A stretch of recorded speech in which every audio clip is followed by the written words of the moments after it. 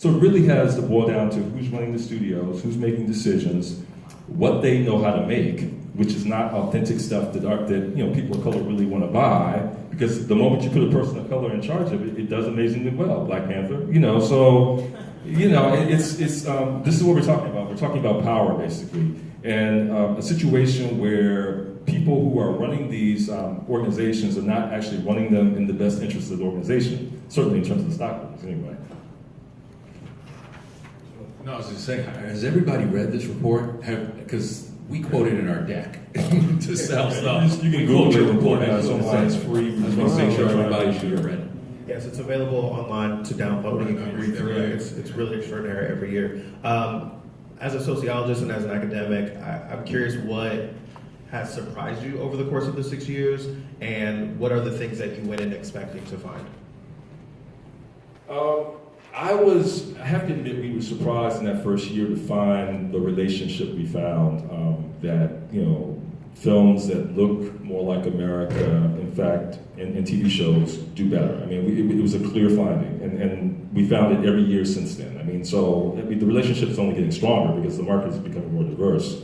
I think the most surprising thing is, how much television has changed in just 6 years. When we started, because we look at digital platforms too. Netflix, I think, had 5 or 6 titles. Now Netflix has 90-something. They're making more original programming than any other single network or platform. And that has just completely changed the nature of what we call television. It's not what it was, 6 years ago, and who knows what it will be 5 years from now.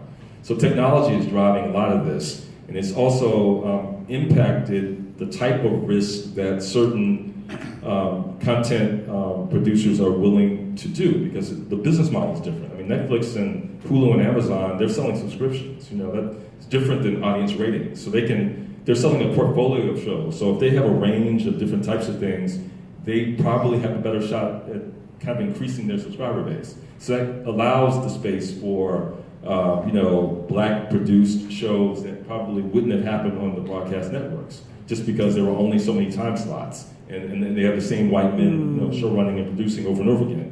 So all these things are kind of happening at the same time, and that's been quite remarkable. If we just look at our findings from 2014 and the findings from this year's report, it's just radically different in terms of what's happening in TV.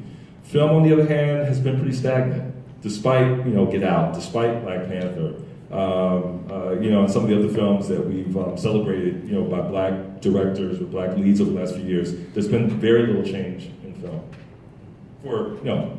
because film hasn't changed in the same way technologically, and in fact, they're actually producing fewer films than they were before the Great Recession. Oh wow.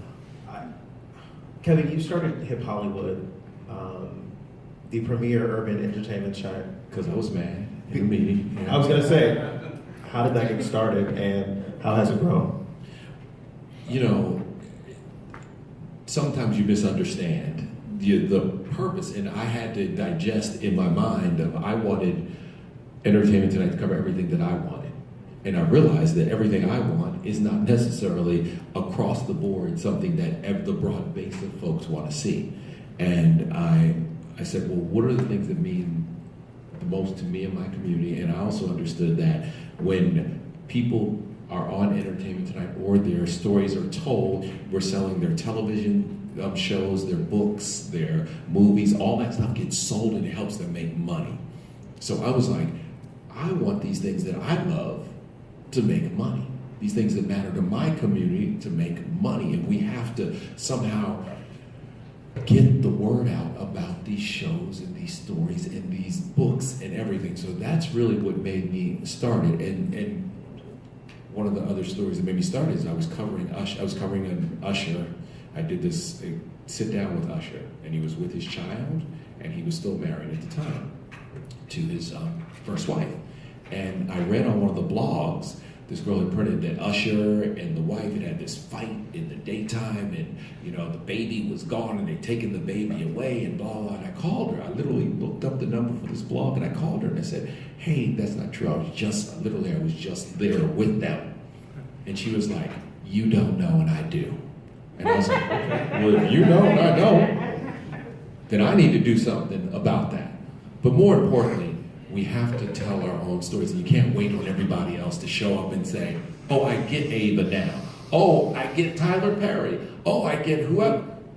People don't care. It's our responsibility. And so, to me, this is my responsibility. I've been given the gift of being in this position, and it is my responsibility to do as much as I can with my position and my place in life. I found it interesting that this last broadcast year we saw the most diverse television lineup that we'd ever seen. Variety did a bit of an analysis this year, and it showed of the upfronts this year of what's coming in the fall, and it showed that it slipped just 1 year, right? The numbers are starting to slip already. And there's always this conversation about, is this a trend or is this a movement? And I think we all probably have different opinions on how to answer that question. Jamil, as you write about culture and the various things that you write about, what is your perspective on whether or not this is a trend or if it's a movement? Oh, well, I think that, especially when I tackled that Black Panther piece, I try to push people, to not see things necessarily as a trend or a movement just yet. I try to push people into a movement. I want to try to make people understand that we can be better, we need to be better, but that let's not, break out the champagne yet. Let's not try to hand out the cookies just yet. That it's going to take a lot more than maybe even a year or even 5 years of change to really, I think really To be a proof of concept kind of thing? honestly, yeah. Think about what we even saw when we were growing up. We had Sanford and Son. We had What's Happening. We had a whole bunch of Jeffersons. Yeah, That's my mom. and then we had the Cosby Show. We had Different World, and we had Fresh Prince. And we're like, okay, wait, things are changing. Wow, we have representation. And then that gives license, some white folks may say, to say, well, what are you complaining about? You got Bill Cosby, you got Will Smith, you had all these guys on TV. What are you complaining about? And see, that is the thing that we need to guard against. If you look on Netflix right now, you see black faces galore.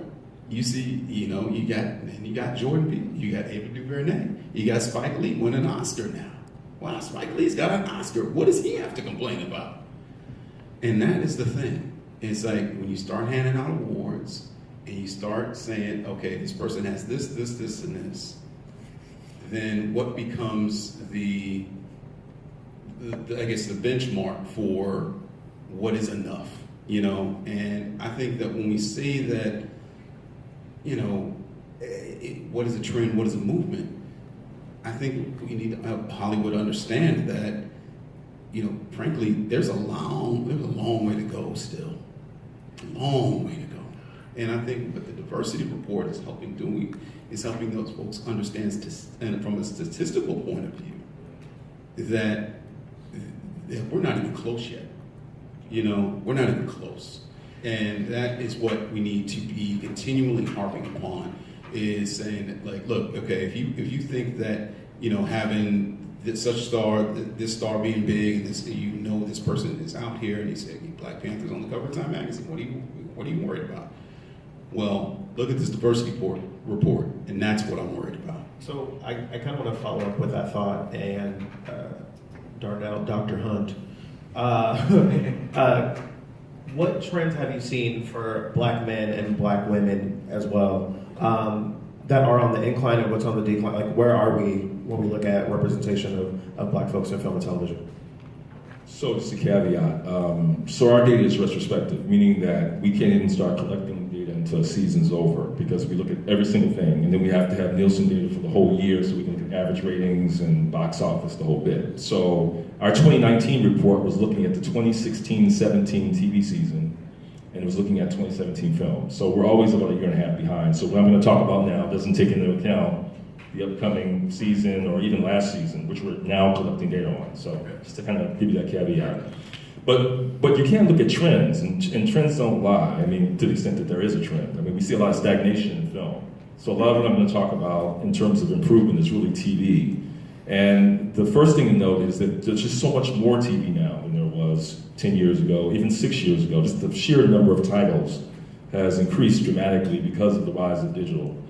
I think scripted television is like 495 shows this past year on television. I don't have the exact number in front of me, but that sounds about right. I think Maybe it's- actually a little bit more, but that sounds about right. And again, if you think back to the days when there were like, 3 major broadcast networks or 4 when Fox came on, I mean, we're talking about, light years ahead of where we were in terms of who gets into scripted programming. So in terms of black males, there's been a dramatic increase over just the 6 years we've looked at, from the 2011-12 TV season to the 2016-17 TV season. The number of black male leads in television, and I'm talking across all platforms, broadcast, cable, digital, has increased from, I was just looking at these numbers the other day, a total of, let me see here, 6, I believe it was, 6 in 2011 to 24 in 2016-17. Black male leads? Black male leads across all platforms. You see similar increases among show creators, and that becomes important because those are the people who are coming up with the ideas that get turned into shows. Now, show creators don't always become the showrunner, which is also critical, but sometimes they do. But that's a figure that's pretty reliable that we can look at over time. And so you're actually seeing some meaningful changes in TV in terms of who's actually leading the show, that is to say, whose story is it, the lead, and who's telling it, that is the show creator and the showrunner. Where we've seen no change, virtually, is who's making decisions about ultimately what gets greenlighted, and that's key. And we keep harping on that in the report. We just haven't seen any changes there. And until we do, then everything we're talking about right now is tentative. I think there is a market logic that says that 2019 is not 1980. It's just not. In terms of they could not survive, with what they were doing in 1980 and 2019. But that doesn't mean they can't figure out workarounds. And I think that's what the industry's trying to do now. They're trying to figure out how can we have our cake and eat it too? How can we maintain control and sort of appease criticism and throw some trinkets out in terms of what we see on screen without us really giving up the control that we've enjoyed over the years, because it's lucrative. Power, it's something they don't give up easily. It's like blankets and trinkets and alcohol to the Indians, right? It's like what we're getting right now, and it's understanding that what we're getting isn't what it should be. At the same time, I also hope that we hold ourselves accountable. Let's be honest that we have to look at our media outlets, what they're doing, what they haven't done. What they haven't done. Did we have a black president and no black news? I mean, I would have, if you